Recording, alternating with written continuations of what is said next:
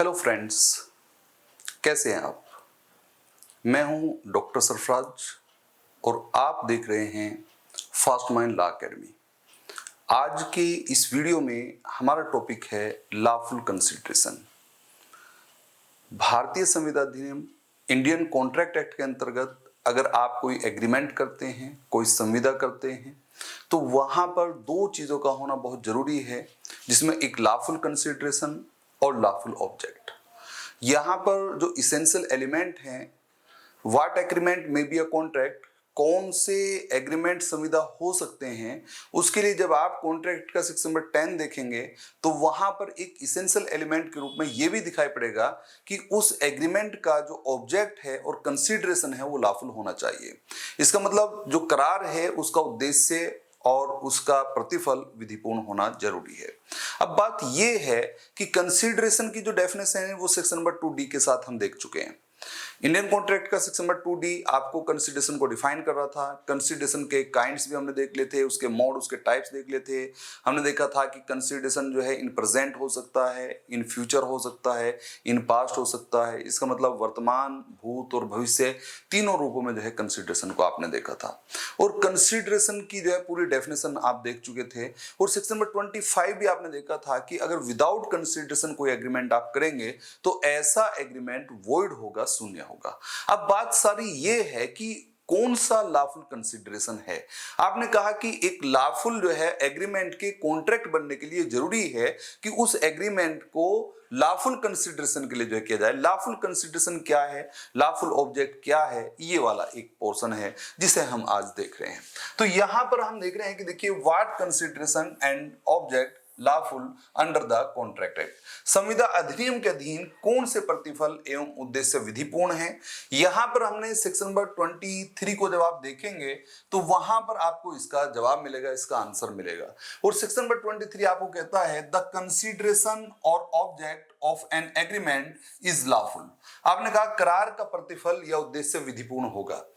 ये आपने साफ कर दिया। इसका मतलब साफ है कि यहां से एक बात क्लियर हुई कि हर एक ऑब्जेक्ट, हर एक कंसीडरेशन लॉफुल है, विधिपूर्ण है। सीधी सी बात ये, एक्सेप्ट, सिवाय इनके। इसका मतलब साफ है कि अगर वो इन कंडीशंस में नहीं आ रहा है, अगर वो इन फॉलोइंग कंडीशंस में, फॉलोइंग एलिमेंट्स में नहीं आ रहा है, तो फिर वो कंसीडरेशन लॉफुल होगा, विधिपूर्ण होगा, और फिर जो है आपका जो एग्रीमेंट है वो लॉफुल माना जाएगा, विधिपूर्ण होगा।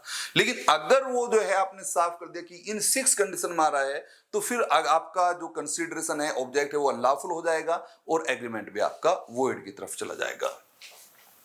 पहली एक बात, it is forbidden by law, विधि द्वारा जो निषिद्ध हो। इसका मतलब साफ है कि कोई ऐसा कंसीडरेशन, कोई ऐसा ऑब्जेक्ट जिसे लॉ के द्वारा प्रतिषिद्ध किया गया है, रोका गया है, जैसे किसी का मर्डर करना, किसी की डेथ करना, किसी से जो है चोरी करना, लूट करना, ऑफेंस करना, सब का सब जो है वो फॉरबिडन है। आप पैसा लेके जो है कोई अपराध करना चाहते हैं, सब फॉरबिडन है, ये आपका जो है रोका गया है। ऐसा कंसीडरेशन अनलॉफुल है, ऐसा कंसीडरेशन लॉफुल नहीं माना जाएगा, वो वैध नहीं माना जाएगा।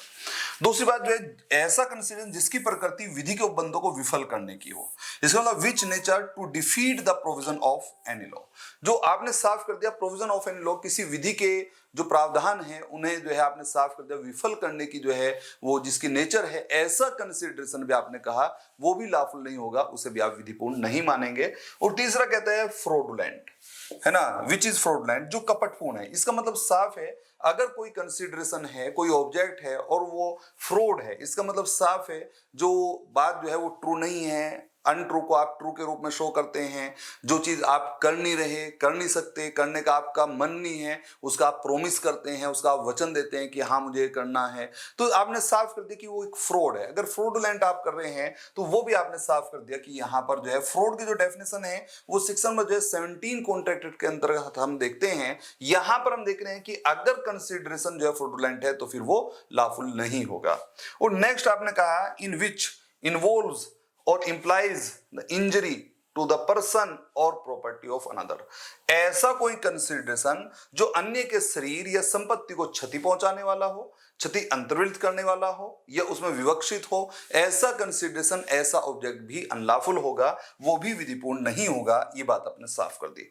और नेक्स्ट पोर्शन ये है कि न्यायालय उसे अनैतिक या लोकनीति के विरुद्ध माने। अगर कोई कंसिडरेशन है, उस कंसिडरेशन को कोर्ट रिगार्ड करता है एज इमोरल, जैसे वो अनैतिक हो और oppose the to public policy, या जो है वो लोक नीति के जो है विरुद्ध उसे माने, तो आपने साफ कर दिया कि फिर ये भी आपने इस बात को क्लियर कर दिया कि यहां पर ये फिर विधिपूर्ण नहीं होगा, वो भी जो है अनलॉफुल माना जाएगा। तो कुल मिला के बात हुई, नंबर 1 जो है forbidden by law, number 2 prohibit the provision of law, number 3 fraudulent, number 4 implies or involve the injury to the body or property of any person, और नंबर 5 पे कोर्ट रिगार्ड्स एज immoral और oppose the public policy.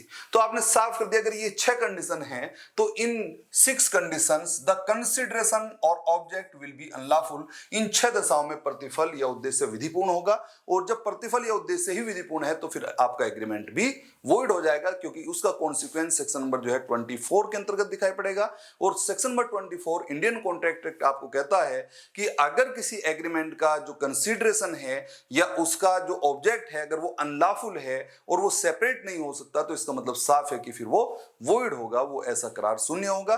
जब हम जो है शून्य करार को देखते हैं, शून्य करार के संबंध में आपने जो है सेक्शन नंबर 24, 25, 26 पूरा पोर्शन देखते हैं, और 24 कहता है कि अगर जो है कंसिडरेशन और ऑब्जेक्ट अगर अनलॉफुल है तो फिर एग्रीमेंट वॉइड है। तो ये वाला पोर्शन आज हमने देखा कि कौन कौन से कंसिडरेशन लॉफुल है। जनरली हर एक कंसिडरेशन लॉफुल है, बस आप ये देख लीजिए कि वो इन 6 कंडीशन में ना आता हो। अगर वो इन 6 कंडीशन में नहीं आता है तो फिर जो वो कंसिडरेशन है वो लॉफुल होगा और वैध होगा, और जो है आपका एग्रीमेंट भी वैध होगा। तो आप देख रहे थे आज का जो टॉपिक था लॉफुल कंसिडरेशन किसे कहेंगे, एक छोटा टॉपिक था जो मैंने आपको क्लियर किया। कोई ऐसी प्रॉब्लम हो जो आपको समझ नहीं आ रही हो तो उसका आप मैसेज छोड़ दीजिए, और आप देखते रहिए, चैनल को शेयर कर दीजिए प्लीज, और जो है लाइक और सब्सक्राइब जो है बढ़वा दीजिए थोड़ा, जो भी आपके जानने वाले हैं उन्हें बता दीजिए। Thank you.